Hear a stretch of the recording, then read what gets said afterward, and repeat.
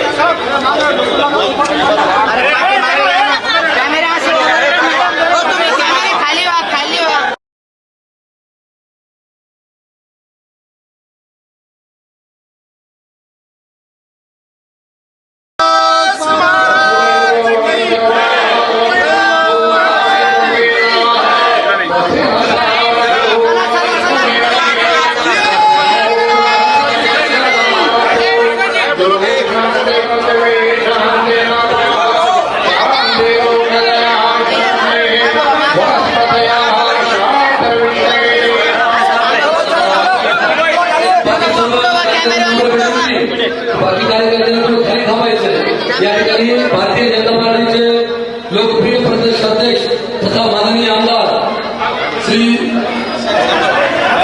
या ठिकाणी चव्हाण साहेब या ठिकाणी आलेले आहेत। त्यांच्या आशीर्वादार्थ या ठिकाणी कलशाचा स्थापना झालेली आहे। सर्व कार्यकर्त्यांनी या ठिकाणी मंडप या ठिकाणी कार्यक्रम जायचं। चला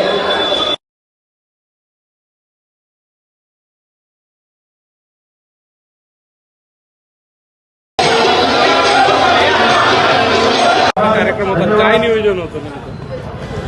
आज या ठिकाणी संत रोहिदास महाराजांच्या 650व्या जयंतीच्या निमित्ताने समरसता संकल्प अभियानामार्फत आज हा कलश पूजन आणि कलश वितरणाचा कार्यक्रम छत्रपती संभाजीनगरमध्ये पार पडला।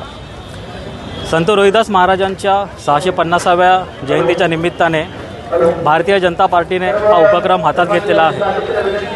त्यांच्या जन्मस्थानी वाराणसीमधून सर्व राज्यांमध्ये हे कलश पोचलेले आहेत।